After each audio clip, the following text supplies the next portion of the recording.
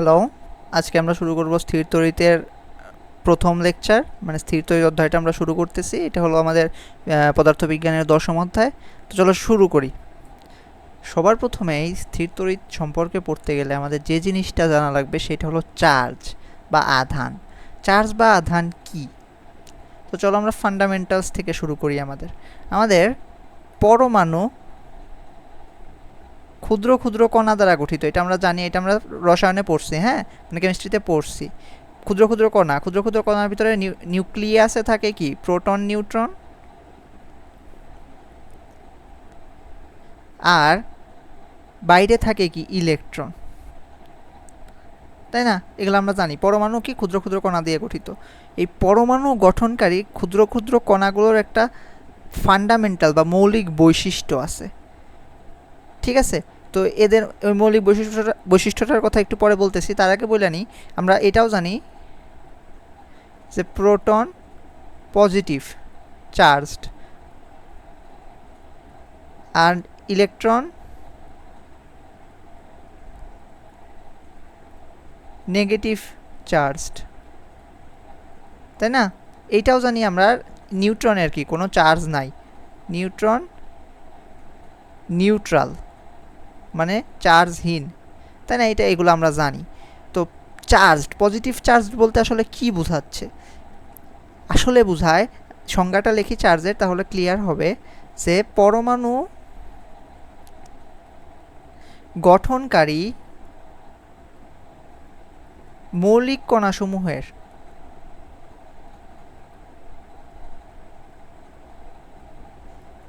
একটি মৌলিক ধর্ম হলো তড়িৎ ধর্ম।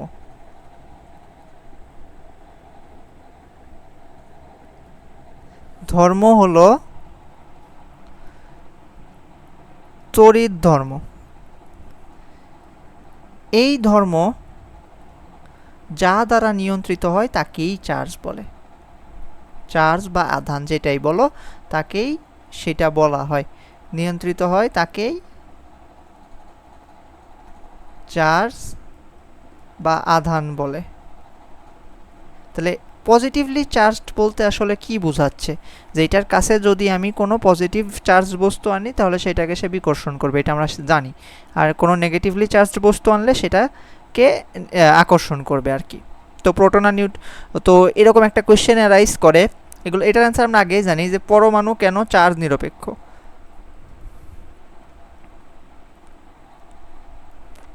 এটার অ্যান্সার কিন্তু আমরা জানি, হ্যাঁ, কিন্তু এটা আবার এইখানে এসে এই কোয়েশ্চেনটা অ্যারাইজ করে। তো পরমাণুতে তো প্রোটন আছে, আমরা জানি পজিটিভ চার্জ আছে, ইলেকট্রনও আছে, এটাও জানি, কিন্তু পরমাণু সামগ্রিকভাবে কেন চার্জ নিরপেক্ষ? কারণ কি আমরা জানি না, এটার অ্যান্সার লিখতে পারবো। কারণ যত সংখ্যক প্রোটন তত সংখ্যক নিউট্রন, যত সংখ্যক প্রোটন তত সংখ্যক নিউট্রন, সরি নিউট্রন বলতেছি, ইলেকট্রন তত সংখ্যক ইলেকট্রন। সাধারণত এটা কিন্তু সাধারণত, ওই যে আমরা কেমিস্ট্রির মধ্যে পড়ে আসছি যে ইলেকট্রন ছাইরা দিলে পরে প্লাস হয়, ইলেকট্রন নিলে পরে মাইনাস হয়, কিন্তু সাধারণত কি যত সংখ্যক প্রোটন তত সংখ্যক ইলেকট্রন, এটা আমরা পড়ে আসছি, আমরা জানি। তো পরমাণু কেন চার্জ নিরপেক্ষ এখন এটা জানলাম। এখন এই চার্জ তাহলে কি? চার্জ হলো মৌলিক পদার্থের কণাসমূহের বা কোনো পদার্থের কণাসমূহের একটা মৌলিক ধর্ম, ঠিক আছে? তো মৌলিক ধর্মটা কি নিয়ন্ত্রণ করে? যে মৌলিক ধর্মটা কি পদার্থের তড়িৎ ধর্মকে নিয়ন্ত্রণ করে, বুঝতে পারতেছি? তাহলে এখন চার্জ থাকতে পারে অ্যাট রেস্ট মানে স্থির, আবার চার্জ হতে পারে অ্যাট ইন মোশন মানে গতিশীল। এখন গতিশীল চার্জের কারণে যে ফেনোমেনন বা যে ফেনোমেনাগুলা ঘটে সেইগুলা হলো স্থির তড়িতের আন্ডারে পড়ে। সরি, গতিশীল বলতেছি, স্থির চার্জের কারণে লিখতেছি স্থির, আবার বলতেছি গতিশীল, সরি। আর গতিশীল আধানের কারণে যে চার্জের ফেনোমেনা মানে ইলেকট্রিক ফেনোমেনাগুলো ঘটে সেগুলোকে বলা হয় চল তড়িৎ। গতিশীল আধানের কারণে আরেকটা ফেনোমেনা ঘটতে পারে, সেটা হলো চৌম্বকত্ব, ঠিক আছে? তো আমাদের সিলেবাসে স্থির তড়িৎ আছে আর চল তড়িৎ আছে, তো আমরা স্থির তড়িৎ শুরু করতেছি আজকে, হ্যাঁ। তো চার্জ কি জিনিস বুঝতে পারছি। দেখো, এখন আমরা স্থির তড়িতের মানে আর চল তড়িতের সংজ্ঞাটা জেনে রাখি, জাস্ট সংজ্ঞা জানলেই হবে যে স্থির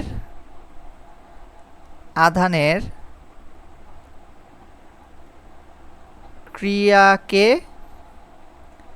স্থির তড়িৎ বলে। মানে আমরা স্থির তড়িতে যা যা চিন্তা করব, যা যা পড়াশোনা করব, আমরা ধইরা নিব আমরা যে আধান নিয়ে চিন্তা করতেছি সেই আধানটা সবসময় স্থির থাকবে। বুঝতে পারছি? The charge is always at rest. আর গতিশীল আধানের ক্রিয়াকে চল তড়িৎ বলে। বুঝতে পারতেছি? মানে in this case the charge will be in motion, not at rest. Okay, মানে চার্জ গতিশীল থাকবে, স্থির থাকবে না। ঠিক আছে, স্থির তড়িৎ চল তড়িতের মধ্যে ডিফারেন্স বুঝতে পারছি। তো দেখো আমরা কি জানলাম, চার্জ কাকে বলে, চার্জ জিনিসটাকে, চার্জ কি নিয়ন্ত্রণ করে, আর চার্জ কতভাবে থাকতে পারে, চার্জ কোনভাবে থাকলে কি হয়, আর চার্জের ধারণাটা আসছে কোথা থেকে, পরমাণুর গঠন থেকে, তাই না? আর স্থির তড়িৎ চলতড়িৎ কি। এখন আমরা দেখব চার্জের উপর ভিত্তি করে পদার্থের প্রকারভেদ কেমন হইতে পারে। তো আমরা দেখবা রসায়নের পঞ্চম অধ্যায়ে আমরা বন্ধন পড়ছি। তো বন্ধনের মধ্যে আমরা কয়েকটা বন্ধন পড়ছিলাম, এমন আয়নিক বন্ধন, রসায়নের কনসেপ্ট এখানে লাগবে আর কি, এই জন্য বলতেছি। সমযোজী বন্ধন, আর একটা বন্ধন আমরা পড়ছিলাম ধাতব বন্ধন। তো আয়নিক আর সমযোজিতে কি হয়েছিল, একটা মৌল ছিল সে ফর এক্স, এক্স কি করতো, একটা ইলেকট্রন, এটা ধরো আয়নিক বন্ধনের কথা আমি বলতেছি, আয়নিক একটু রিভিউ করে নিই। আয়নিকে কি হইতো, এক্স একটা ইলেকট্রন ছেড়ে দিত ধরো, তাহলে এক্স প্লাস হয়ে যেত, ওয়াই ওই ইলেকট্রনটা গ্রহণ করে ওয়াই মাইনাস হয়ে যেত, তারপরে এক্স আর ওয়াই মিলে গঠন করতো এক্স প্লাস ওয়াই মাইনাস, তাই না? এরকম একটা যৌগ গঠন করতো, অর এটাকে আমরা সিম্পলি লিখতে পারি এক্স ওয়াই, তাই না? তো এই যে আয়নিক যৌগ এক্স প্লাস ওয়াই মাইনাস, মানে এক্স এখানে প্লাসটা কিন্তু উপরে, মানে আর কি সুপারস্ক্রিপ্ট আকারে। তো এক্স প্লাস ওয়াই মাইনাস যে যৌগটা বা এক্স ওয়াই যে যৌগটা, সেটার কি একটা নির্দিষ্ট কেলাস থাকতো, কেলাস মানে একটা নির্দিষ্ট আকৃতি আর কি, নির্দিষ্ট আকৃতি, তার মানে এক্স আর ওয়াই একটা নির্দিষ্টভাবে বিন্যস্ত থাকতো। তো ওই এক্স আর ওয়াই যখন আমরা এটাও পড়ছিলাম যে পানিতে দিতাম বা কোনো জলীয় দ্রবণে দিতাম, জলীয় দ্রবণে বা বিগলিত অবস্থায় বা গলাইতাম, বিদ্যুৎ পরিবহন করে, এই কথাটা আমরা পড়ে আসছিলাম, মনে আছে? তো মেইনলি কি, যখন এটা মানে গলানো হয় নাই বা জলীয় দ্রবণে দেওয়া হয় নাই, তখন একটা নির্দিষ্ট কাঠামোতে বিন্যস্ত থাকে। যখন গলানো হয় নাই বা জলীয় দ্রবণে দেওয়া হয় নাই, তখন একটা নির্দিষ্ট কাঠামোতে বিন্যস্ত থাকে, মানে এই চার্জগুলো অ্যাট রেস্ট থাকে, মানে চার্জগুলোর তখন কোনো গতি থাকে না। তো যখন চার্জের গতি সম্ভব না, তখন বিদ্যুৎ পরিবহনও সম্ভব না। ঠিক আছে, স্থির থাকবে জাস্ট, বুঝছি? তাইলে কঠিন অবস্থায়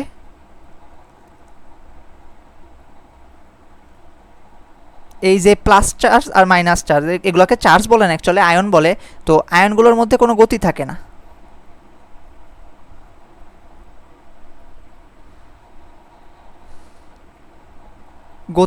না, তো এই কারণেই বিদ্যুৎ পরিবহন করতে পারে না। তাহলে বিদ্যুৎ পরিবহন করার জন্য এর প্রয়োজন কি, বিদ্যুৎ পরিবহন, আচ্ছা এটা এইখানে না লিখি, দাঁড়াও।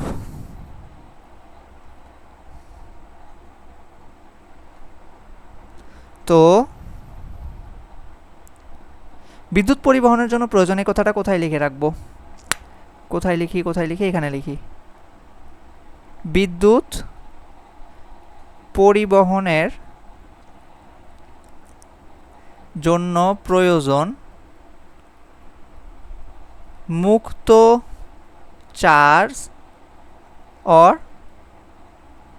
মুক্ত আধান। ঠিক আছে, মুক্ত মানে কি, যেটা চলাচল করতে পারে। ঠিক আছে, তো এইখানে যখন সে কঠিন থাকতেছে তখন সে চলাচল করতে পারতেছে না, তাই জন্য সে রেস্টে আছে, তাই সেই কারণে সে বিদ্যুৎ পরিবহন করতে পারতেছে না। কিন্তু যখন জলীয় দ্রবণে দিচ্ছ, তার মধ্যে এক ধরনের মোশন আসতেছে, তো সেই কারণে তখন সে বিদ্যুৎ পরিবহন করতে পারতেছে। আর আমরা সমযোজী বন্ধন নিয়ে যদি কথা বলি, তারা কি করত, এক্স মনে করো দুইটা ইলেকট্রন, এক্স এর একটা ইলেকট্রন, ওয়াই এর একটা ইলেকট্রন, এইভাবে শেয়ার করে তারা বন্ড গঠন করতো, তাই না? শেয়ার করতো। তো এই শেয়ার করা যে বন্ডটা, এইটার কি কোনো সময় গতি সম্ভব? মানে এইখানে যে ইলেকট্রনগুলো আছে, এই ইলেকট্রনগুলো সবসময় বন্ডেড, এদের কোনো গতি সম্ভব না, তাই সমযোজী যৌগ বিদ্যুৎ পরিবহন করে না, নর্মালি করে না। এটা আমরা ব্যতিক্রম পড়ে আসছিলাম ওই অধ্যায়ে, তো আপাতত আমি ওইটা নিয়ে কথা বলবো না। তো নর্মালি সমযোজী যৌগ বিদ্যুৎ পরিবহন করে না কেন? কারণ এদের যে ইলেকট্রনগুলো থাকে সেগুলা হেভিলি বন্ডেড থাকে, মানে যুক্ত থাকে, তো সেই কারণে তারা বিদ্যুৎ পরিবহন করতে পারে না। তো এটা আমরা সমযোজী যৌগ সম্পর্কে জানি।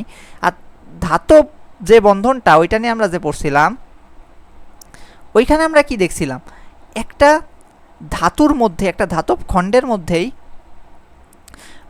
সব মানে প্রোটন ইলেকট্রন এভাবে থাকে, প্লাস চার্জ মাইনাস চার্জ এভাবে থাকে। তো এইখানে হয় কি, প্লাস চার্জগুলো যে থাকে, ওই প্লাস চার্জের মধ্য দিয়ে মুক্ত ইলেকট্রনগুলো চলাচল করতে পারে, মানে ইলেকট্রন এর ভিতর দিয়ে চলাচল করতে পারে, তার মানে ইলেকট্রনের চলাচল সম্ভব। তো ইলেকট্রনের চলাচল সম্ভব মানে কি, বিদ্যুৎ পরিবহন সম্ভব, কারণ মুক্ত ইলেকট্রন আছে, ঠিক আছে? মুক্ত ইলেকট্রন মানে চলাচল করার মতো ইলেকট্রন আছে, ঠিক আছে?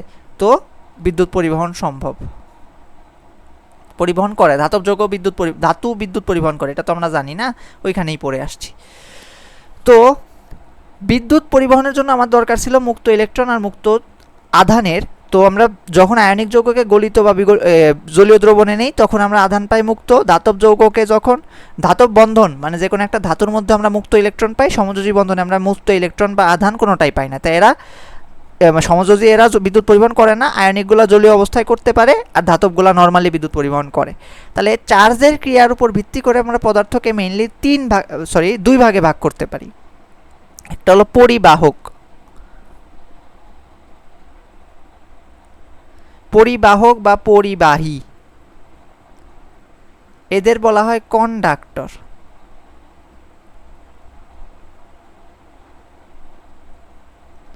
যে সকল পদার্থ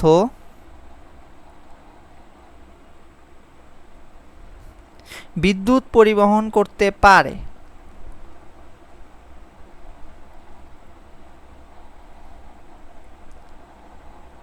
তাদের পরিবাহী বলে। যেমন আমি কয়েকটা উদাহরণ দিতে পারি, সোনা, রূপা, তামা, মানে ধাতুগুলা নর্মালি বিদ্যুৎ পরিবাহী হয়, ঠিক আছে? আরেকটা হলো কুপরিবাহী বা কুপরিবাহক, যেটাই বলো, এটার ইংলিশ হলো ইনসুলেটর, এটা আর। তাহলে যে সকল পদার্থ বিদ্যুৎ পরিবহন করতে পারে না তাদেরকে কুপরিবাহী বলে। যেমন কি উদাহরণ দেওয়া যায়, কাঠ, রাবার ইত্যাদি।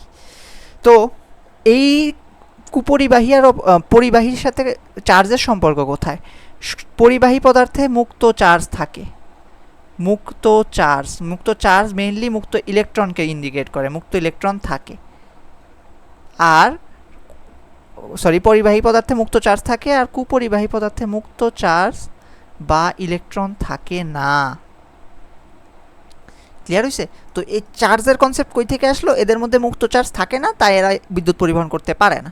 এদের মধ্যে মুক্ত চার্জ থাকে, তাই এরা বিদ্যুৎ পরিবহন করতে পারে। তাহলে চার্জের উপর ভিত্তি করে পদার্থকে আমরা দুই ভাগে ভাগ করতে পারি, পরিবাহক আর হলো কুপরিবাহক বা অপরিবাহকও বলে, ঠিক আছে? বুঝতে পারছি? এখন আমরা পড়ব হলো ঘর্ষণের মাধ্যমে কিভাবে স্থির তড়িৎ সৃষ্টি করা যায়। এখন বুঝবা, একটু কথা বলবো যেগুলা, তো ওইগুলোর সাথে আগে, এই টার্মগুলোর সাথে আগে থেকে তুমি পরিচিত, বাট নতুনভাবে এগুলার প্রয়োগ করব আমি। আচ্ছা, আমরা কেমিস্ট্রিতে ইলেকট্রন আসক্তি সম্পর্কে পড়ছিলাম,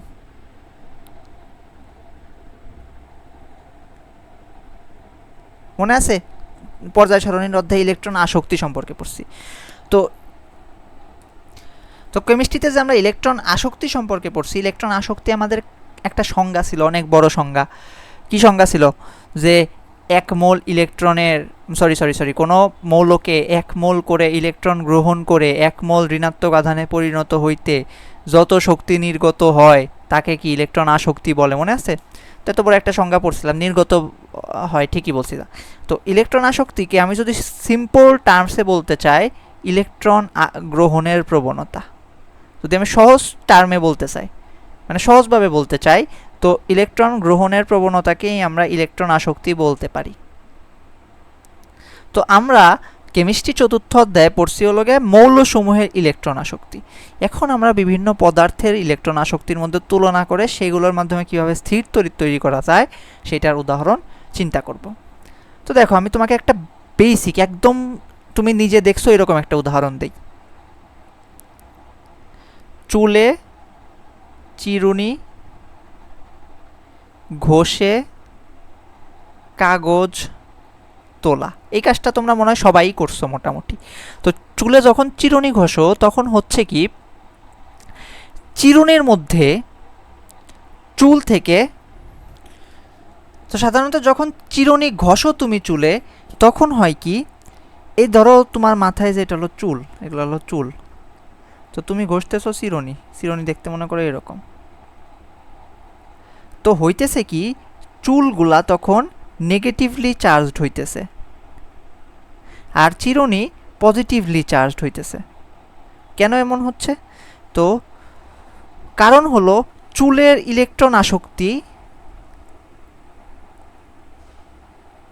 বেশি। তাহলে চুলের ইলেকট্রন আসক্তি বেশি, তার মানে হচ্ছে কি, যার ইলেকট্রন আসক্তি বেশি তার দিকে সে নেগেটিভ চার্জ হবে। যার ইলেকট্রন আসক্তি বেশি, ইলেকট্রন তার দিকে যায়। তো যখন তুমি ঘষতেছো হচ্ছে কি, এই চিরুনির সারফেস থেকে ইলেকট্রনগুলো চুলে মানে ট্রান্সফার হইতেছে। তো যখন ইলেকট্রন চুলে ট্রান্সফার হইতেছে তখন কি এখানে নেগেটিভ চার্জের কি মানে নেগেটিভ চার্জের কমতি দেখা দিতেছে। ওই নেগেটিভ চার্জের কমতিকেই পজিটিভ চার্জ দ্বারা আসলে ডিনোট করা হয়, মানে এটা পজিটিভলি চার্জড হচ্ছে।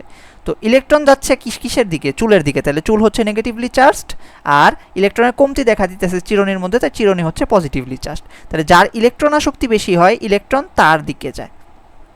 তাহলে চুলে চিরুনি ঘষলে কি হচ্ছে? চুলটা নেগেটিভলি চার্জড হচ্ছে আর চিরুনিটা কি পজিটিভলি চার্জড হচ্ছে। তারপরে যখন তুমি এই যে পজিটিভলি চার্জ চিরুনিকে একটা কাগজের ওইখানে নাও, কাগজটা কি করে? উপরে উঠে আসে, কারণ কাগজ তখন মাইল্ড নেগেটিভলি চার্জ থাকে চিরুনির সাপেক্ষে। ঠিক আছে? তো আমরা কি বুঝলাম? তো এখানে চুলে চিরুনি ঘষার একটা উদাহরণ দিলাম। আর তোমার যে উদাহরণটা জানা লাগবে, মানে যেগুলো জিনিস তোমার জানা লাগবে, সেগুলো হলো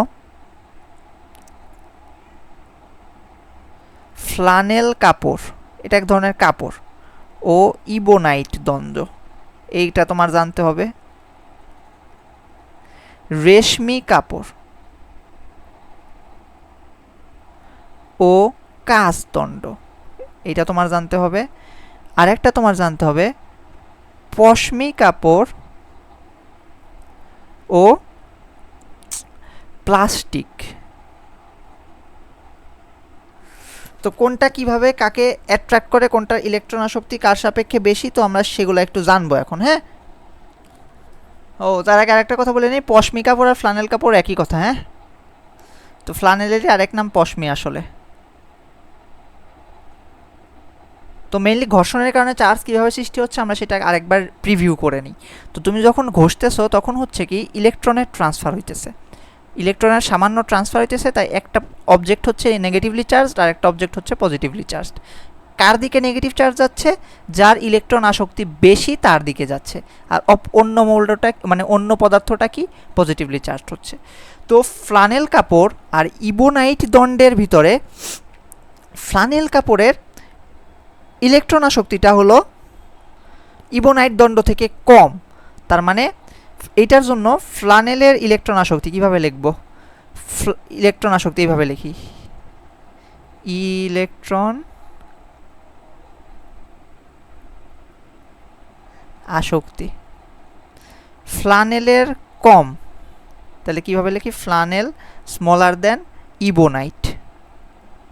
ইবোনাইট দণ্ড আসলে কি? ইবোনাইট হলো এক ধরনের রাবারি টাইপের পদার্থ। ওকে, রাবারকে আর কি একটা প্রসেসে রাবারকে করে একটা প্রসেসের মধ্য দিয়ে নিয়ে ওটাকে ইবোনাইট দণ্ডে পরিণত করা হয়। রেশমি কাপড় আর কাঁচ দণ্ডের মধ্যে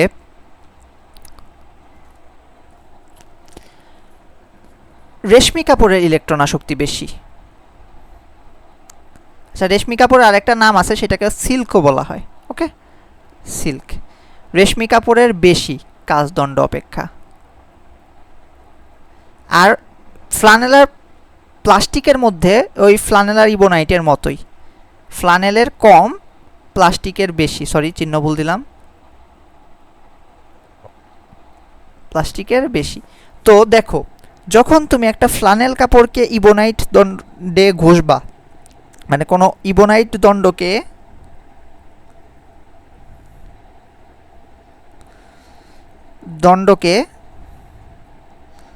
ফ্লানেল কাপড় দিয়ে ঘষলে কি হবে বলো তো? ফ্লানেল কাপড়ে ইলেকট্রন আসক্তি কম, ইবোনাইটের বেশি, তাহলে ইলেকট্রন যাবে কার দিকে? ইবোনাইটের দিকে যাবে। তাহলে ইলেকট্রনগুলো যাবে কার দিকে? ইবোনাইটের দিকে যাবে। তো ইবোনাইটের দিকে ইলেকট্রন যাবে মানে কি বলো তো? ইবোনাইটের দিকে ইলেকট্রন যাবে মানে ইবোনাইটের চার্জ হবে নেগেটিভ। ঘষলে তাহলে কি হবে? ইবোনাইট দণ্ডটা নেগেটিভলি চার্জড হবে, আর ফ্লানেল কাপড় কীরকম চার্জড হবে? তাহলে ফ্লানেল কাপড় পজিটিভলি চার্জড হবে। যখন কোনো কাঁচ দণ্ডকে সিল্ক কাপড় দিয়ে ঘষবা, কাঁচ দণ্ডের দেখো ইলেকট্রন আসক্তি বেশি, তাহলে ইলেকট্রন যাবে কার দিকে? কাঁচ দণ্ডের দিকে। তাহলে কাঁচ দণ্ডের দিকে ইলেকট্রন গেলে কাঁচ দণ্ড কোন চার্জে চার্জিত হবে? নেগেটিভলি চার্জড হবে। আর রেশমি মানে সিল্ক কাপড় কোন চার্জে হবে? Positively charged. আচ্ছা, চার্জড আমি ইংলিশে লিখতেছি, বাংলায় কি বলে এটা পরেরটার জন্য বাংলায় লিখতেছি, দাঁড়াও। তো কোনো প্লাস্টিক দণ্ডকে, মনে করো প্লাস্টিক দণ্ডকে যদি আমি ফ্লানেল কাপড় দিয়ে ঘষি, ফ্লানেল বা পশমি, ফ্লানেল কাপড় দিয়ে ঘষি, তাহলে কোনটার ইলেকট্রন আসক্তি বেশি? প্লাস্টিকের বেশি। তাহলে ইলেকট্রন যাবে কার দিকে? প্লাস্টিকের দিকে। আচ্ছা, এখানে তো ভুল বললাম, সরি। কাঁচ দণ্ডের তো কম, রেশমি কাপড়ের বেশি, তাহলে নেগেটিভলি চার্জ হবে রেশমি কাপড়। সরি, তোমরা যদি খেয়াল করে থাকো, আই এম রিয়েলি সরি, ঠিক করে নিও তোমরা যদি খাতায় তুলে থাকো। তাহলে সিল্ক হবে পজিটিভলি চার্জ না, সিল্ক হবে নেগেটিভলি চার্জ, কারণ ইলেকট্রন আসক্তি বেশি, কাঁচ দণ্ডের কম, তাই কাঁচ দণ্ড পজিটিভলি চার্জড হবে। আর প্লাস্টিক দণ্ডকে ফানেল দিয়ে ঘষলে প্লাস্টিকের ইলেকট্রন আসক্তি বেশি, তাহলে কি হবে? প্লাস্টিক নেগেটিভলি চার্জড হবে। তাহলে প্লাস্টিক নেগেটিভ চার্জে চার্জিত বা আহিত, এইভাবে বলে। নেগেটিভ চার্জে আহিত বা মাইনাস চার্জে আহিত, আর প্লাস্টিক নেগেটিভ চার্জ গেলে আমাদের ফ্লানেল কাপড় কি হবে? পজিটিভ চার্জে আহিত। পজিটিভ চার্জে আহিত, চার্জের কথাটা লিখলাম না আমি, জায়গা নাই দেখা। ঠিক আছে, বুঝতে পারছি। তো মানে ঘর্ষণের ফলে আধানের মানে ইলেকট্রনের স্থানান্তর হয়, সেই কারণে আধান সৃষ্টি হইতে পারে। আর এই আধানগুলো স্থির আধান, এইটা মনে রাখতে হবে। তাহলে ঘর্ষণের ফলে ইলেকট্রনের স্থানান্তরের মাধ্যমে স্থির তড়িৎ সৃষ্টি হতে পারে, এই কথাটা কোথাও লিখে রাখি। সুতরাং ঘর্ষণের ফলে, এই কথাটা তুমি আগেই লিখবা, প্রথম লাইনে লিখবা। ইলেকট্রনের স্থানান্তরের মাধ্যমে, আমি পরে লিখতেছি, স্থানান্তরের মাধ্যমে স্থির তড়িৎ সৃষ্টি হতে পারে।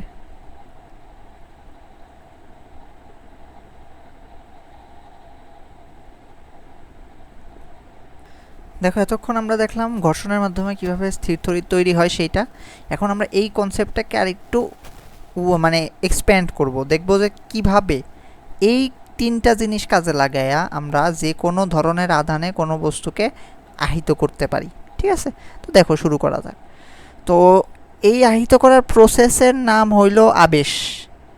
ঠিক আছে, কোনো বস্তুকে নির্দিষ্ট কোনো আধানে আহিত করার প্রসেসের নাম হলো আবেশ। ঠিক আছে, তো দেখো কিভাবে আবেশ আসলে কি সেটা আমরা দেখি। আবেশ হলো, ধরো কোনো আহিত বস্তু আছে তোমার কাছে, একটা আহিত বস্তু। তো আহিত বস্তু তুমি ঘর্ষণের সাহায্যে এর মধ্যে আধান সঞ্চার করছো, ভালো কথা। তো আহিত বস্তুকে যখন তুমি একটা অনাহিত বস্তুর মানে আনচার্জড পার্টিকেল কাছে রাখবা, তখন কি হবে, এই আহিত বস্তু থেকে চার্জ এইটার মধ্যে ট্রান্সফার হবে। এই প্রক্রিয়াটাকেই বলা হয় আবেশ। তাহলে আবেশের সংজ্ঞাটা হবে এমন যে একটি আহিত বস্তুকে কোনো পরিবাহকের নিকট রেখে আহিত বস্তুর প্রভাবে পরিবাহকটিকে আহিত করার পদ্ধতিকে তড়িতাবেশ বলে। তাহলে আবেশ হলো একটা পদ্ধতি, এই পদ্ধতিতে কি করা হয়, কোনো আহিত বস্তুকে একটি পরিবাহক, যেটা কিনা পরিবাহক মানে কি, পরিবাহী পদার্থ, যেটা কিনা কি বলে অনাহিত ছিল, তো ওই আহিত বস্তুরকে ওই অনাহিত বস্তুর কাছে রাখলে আহিত বস্তু থেকে কি হবে, আহিত বস্তুর প্রভাবে ওই অনাহিত বস্তুটি আহিত হবে। অনেক কঠিন লাগতে পারে, মানে ওই আনচার্জড পার্টিকেলটা ওই আমার চার্জড পার্টিকেলের কারণে ও চার্জ লাভ করবে, তো সেই প্রক্রিয়াটাকে বলা হচ্ছে আবেশ, তড়িতাবেশ। তো আমি সংজ্ঞাটা লিখি, তাহলে দেখো ক্লিয়ার হয়ে যাবে। একটি আহিত বস্তুকে কোনো পরিবাহকের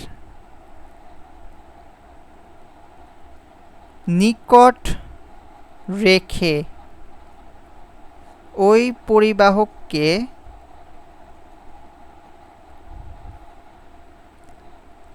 আহিত করার পদ্ধতিকে তড়িৎ আবেশ বলে।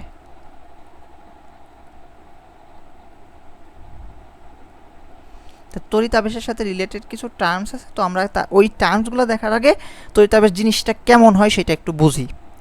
ধরো তুমি ধরো এখানে আমরা যে কী করতেছিলাম, একটা ইবোনাইট দণ্ডকে ধরো ফ্লানেল কাপড় দিয়ে ঘষছো, তাহলে ইবোনাইট দণ্ডটা কী চার্জিত হবে, নেগেটিভ। তুমি মনে করো একটা নেগেটিভলি চার্জড ইবোনাইট দণ্ড নিছো, এটা একটা ইবোনাইট দণ্ড যেটা কিনা নেগেটিভলি চার্জড। কালার চেঞ্জ করে দিই, সুন্দর দেখাবে। তো এটা কীরকম চার্জ, নেগেটিভলি চার্জড, 4টা নেগেটিভ চার্জ ধরো আছে। আর তুমি এইখানে একটা পরিবাহী বস্তু আছে, এইখানে একটা ধরো এটা একটা পরিবাহী বস্তু, বড় করে আঁকা উচিত ছিল, ছোট করে এঁকে ফেলছি, নেক্সট থেকে বড় করে আঁকবো না, সমস্যা নেই। মনে করি এটা একটা পরিবাহক বস্তু, এটা কি জিনিস, পরিবাহক।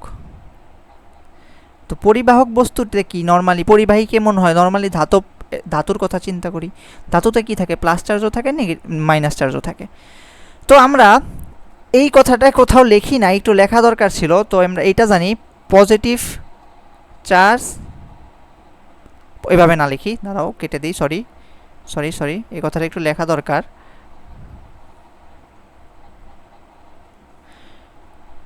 ইম্পর্টেন্ট একটা কথা, সমধর্মী চার্জ কি করে, পরস্পরকে বিকর্ষণ করে, এটা আমরা জানি, পরস্পরকে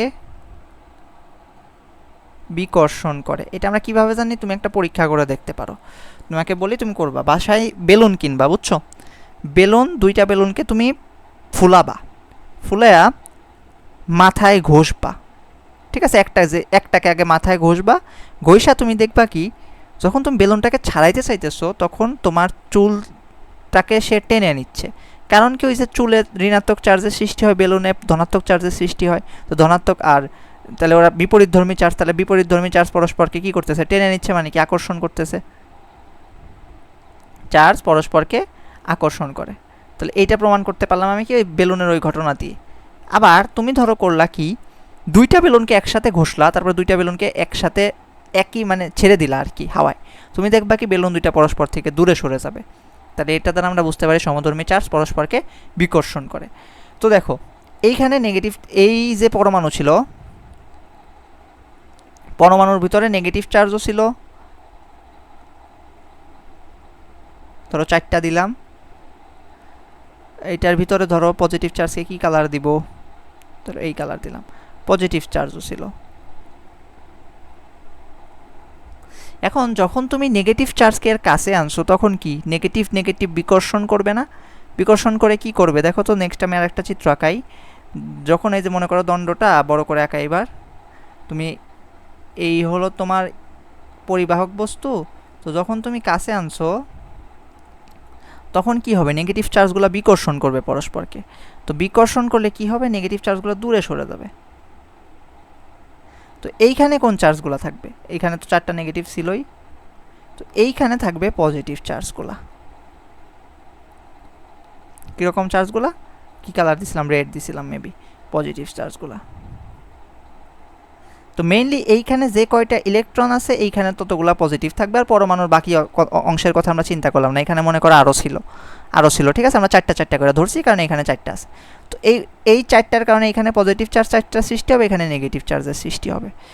এখন তুমি আরেকটা ইনফরমেশন জেনে নাও। কি ইনফরমেশন জানবা, কোনো পরিবাহীকে যদি আমরা ভূমির সাথে বা পৃথিবীর সাথে সংযোগ বা সংযুক্ত করে দিই, তাহলে ওই পরিবাহীর ওই প্রান্তের আধান পৃথিবীতে চলে যায়।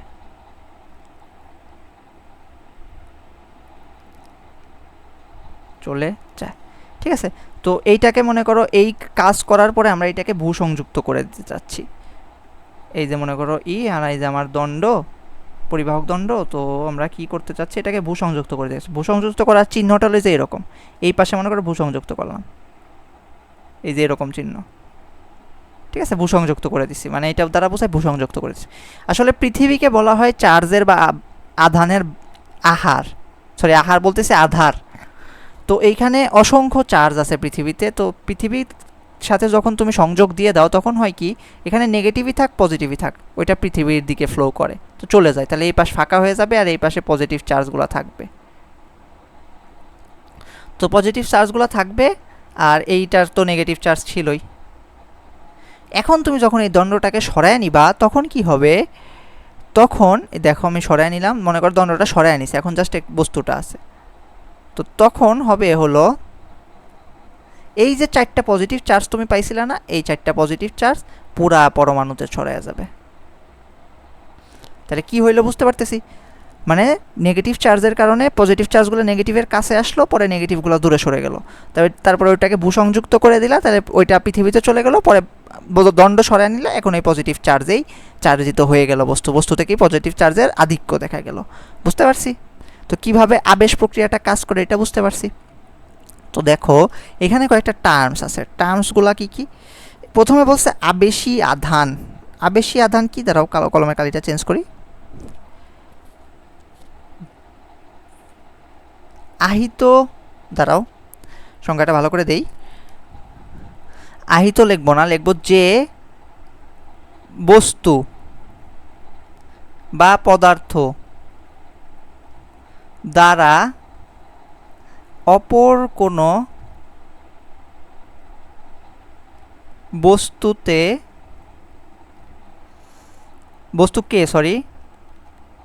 আহিত করা হয় তাকে আবেশক বলে।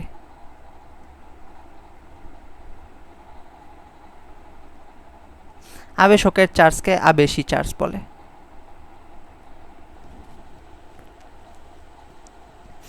আবেশকের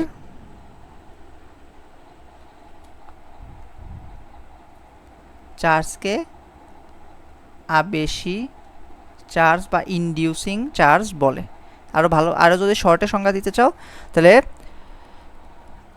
কি বলবো, যে বস্তু দ্বারা অপর কোনো বস্তুকে আহিত করা হয় তার চার্জকে আবেশী চার্জ বলে। ঠিক আছে, বুঝতে পারছি? তাহলে যে বস্তু দ্বারা অপর কোনো বস্তুকে আহিত করা হয় তার চার্জকে আবেশী চার্জ বলে। আর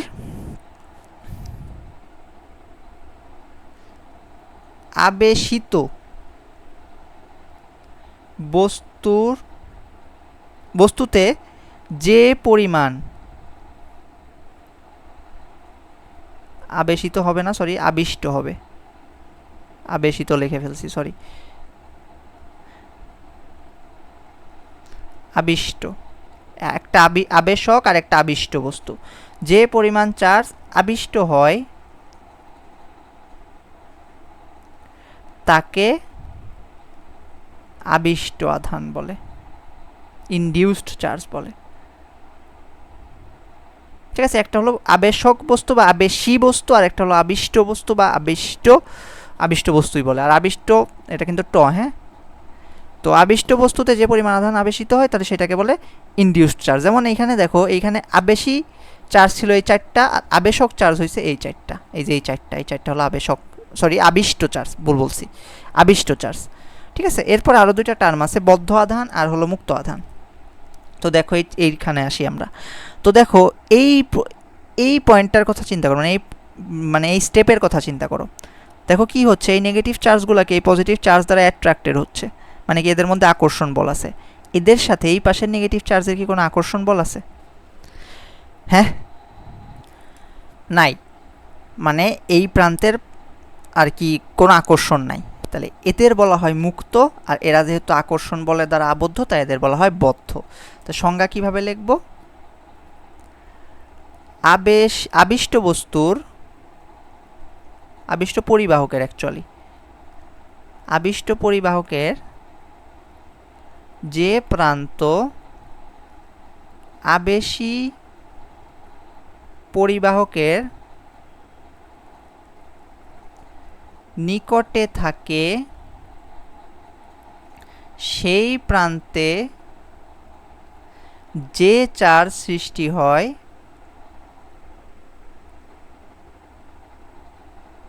তাকে বদ্ধ আধান বলে। আর যদি মুক্ত আধান লিখতে চাই,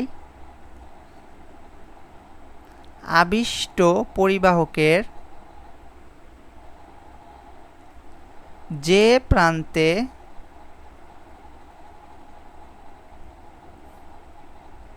সরি ভুল লিখলাম, ভুল লিখছি, যে প্রান্তে না, প্রান্তই হবে, এখানে ভুল করে আবার প্রান্তে লেখা ফেললাম, তো ঠিক করি।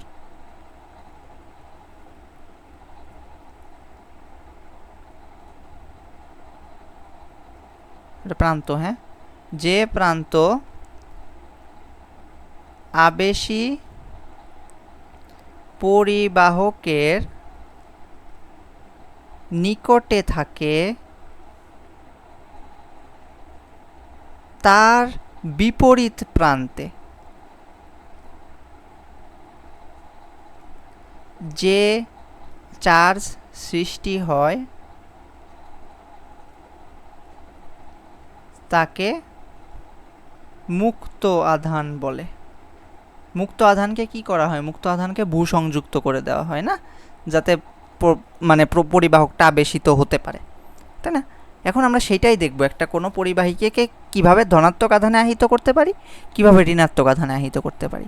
তো আগে আমি চিত্রটা আঁকাই, হ্যাঁ, চিত্রগুলো আঁকাই।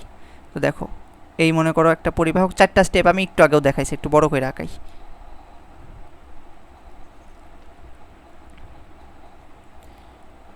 এই যে মনে করো একটা পরিবাহক, যেটাকে তুমি আহিত করে আনছো অলরেডি, বর্ণনায় বলবো আমি, একটু পরেই বলবো। এই মনে করো তোমার পরিবাহক দণ্ড, যেটাকে তুমি আহিত করতে চাচ্ছ, ঠিক আছে? এই একটা স্টেপ, এই আর একটা স্টেপ,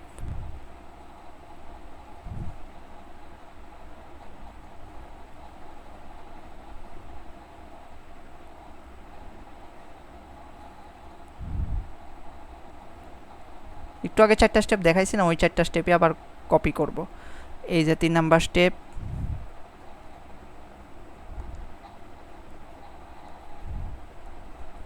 এই যে 4 নাম্বার স্টেপ।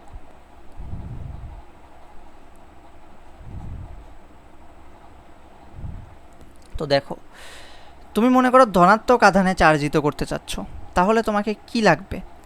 দেখো, খেয়াল করবা, তাহলে যদি এই পাশে ধনাত্মক আনতে চাও তাহলে নর্মালি আহিত করে কেমনে, প্রসেসটা কিন্তু আমরা দেখে আসছি। যদি ধনাত্মক আধানে চার্জিত করতে চাই এই পাশে ধনাত্মক আনতে হবে, এই পাশে যদি ধনাত্মক আনতে চাই তাহলে এই পাশে কি আনতে হবে, ঋণাত্মক। তার মানে কি আমার ঋণাত্মকভাবে আহিত কোনো বস্তু লাগবে। এখন আমি ঋণাত্মকভাবে আহিত কোনো বস্তু পাবো কিভাবে, তাই না, সেটা তো আমার কোয়েশ্চেন আসে। দেখো পাবো কিভাবে সেটা আমি অনেক আগে আলোচনা করে আসছি। এই দেখো একটা ফ্লানেল কাপড়কে যদি তুমি ইবোনাইট দণ্ড দিয়ে ঘষো তাহলে কি তুমি ইবোনাইট দণ্ডটাকে নেগেটিভলি চার্জড পাবা না? তো তুমি কি করবা, আগে একটা ফ্লানেল কাপড় দিয়ে একটা ইবোনাইট দণ্ডকে ঘষে আনবা, ঘষে ইবোনাইট দণ্ডকে কি করবা আর কি নেগেটিভলি চার্জ বানিয়ে আনিবা। তাহলে এই জিনিসটা কি, কোন কালার দিয়ে লিখবো, এই যে এটা হলো ইবোনাইট দণ্ড। কেন ইবোনাইট দণ্ড নিছি, কারণ ইবোনাইট দণ্ড দিয়ে আমরা নেগেটিভলি চার্জড মানে পরিবাহক বানাইতে পারি। ইবোনাইট দণ্ড, ইবোনাইট দণ্ড চারটাতে লিখি আমি।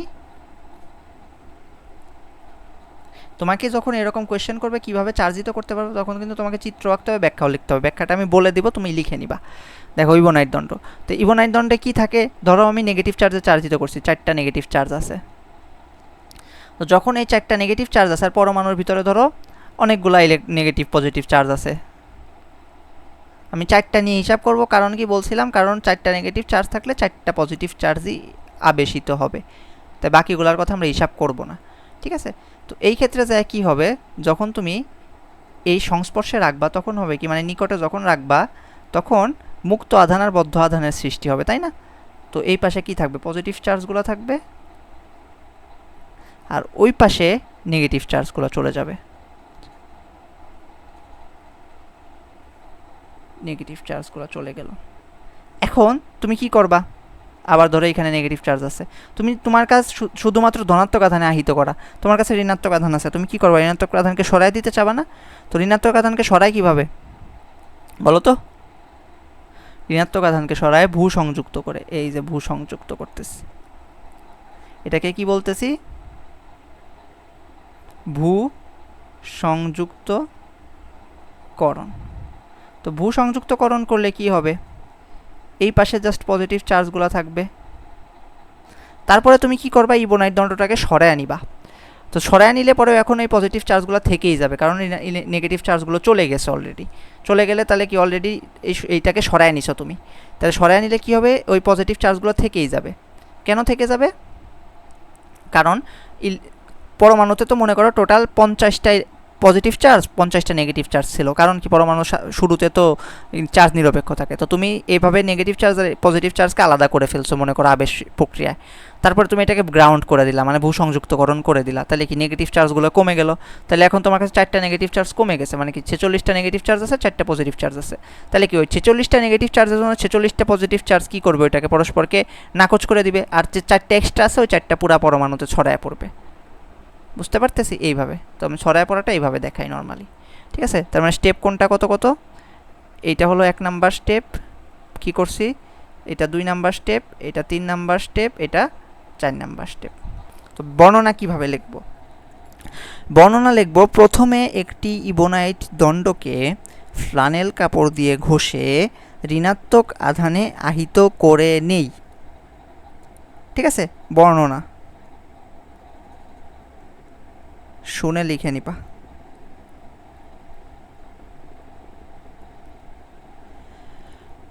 ঋণাত্মক আধানে আহিত করে নেই, তারপরে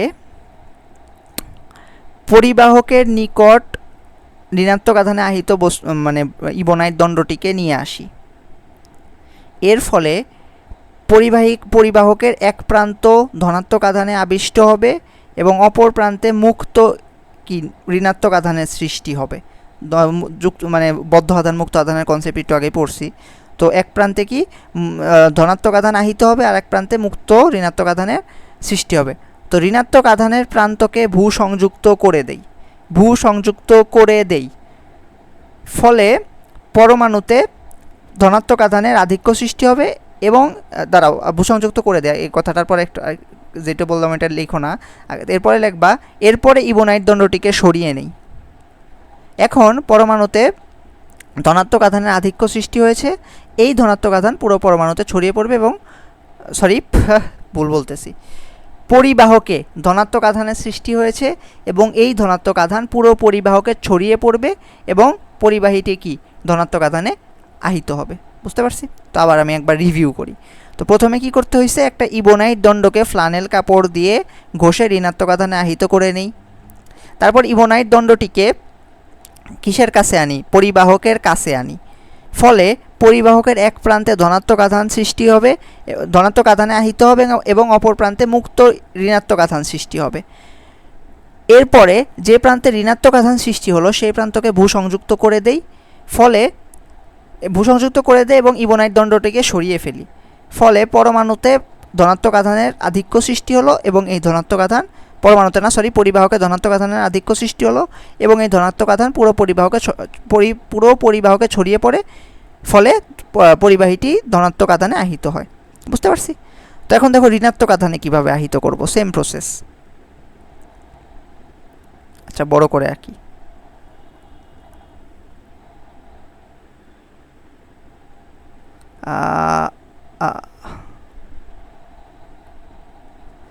এই যে মনে করো এখানে কোন দণ্ড নিব একটু পরে বলতেছি, তুমি মেবি আন্দাজ করতে পারবা যে কোন দণ্ড নেওয়া হবে।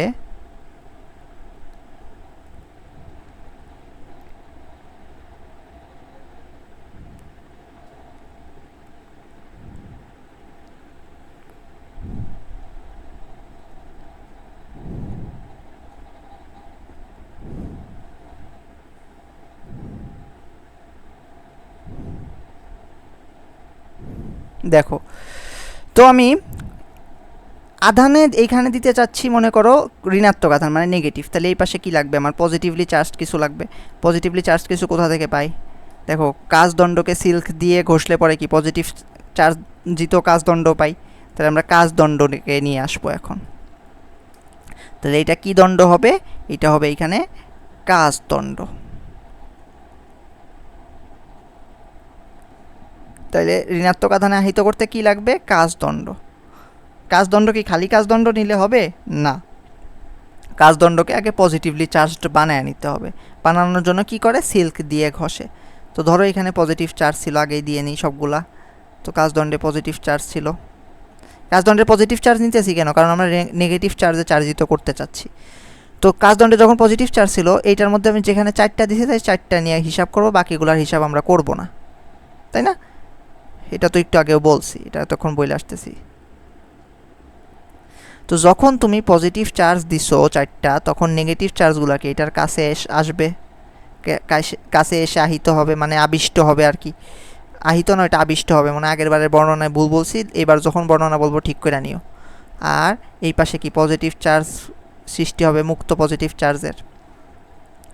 তারপরে কি করতেছো, যে পাশে পজিটিভ চার্জ সৃষ্টি হয়েছে সেই পাশটাকে কি করে দিচ্ছ, ভূসংযুক্ত করে দিচ্ছ না, দেই ভূসংযুক্ত করে। ভূসংযুক্ত করলে পরে এই পাশে তো নেগেটিভ চার্জ ছিলই, এই পাশেরটা তো বদ্ধ। তো তারপরে তুমি সরাই দিলে কি হবে, এই নেগেটিভ চার্জগুলো সরে যাবে। আর গ্রাউন্ডেড করলে পরে তো এই পজিটিভ চার্জগুলো থাকবে না, আমি দিছি কেন, চলে যাবে। ঠিক আছে, বুঝতে পারছি? তাহলে এখন বর্ণনাটা লিখব।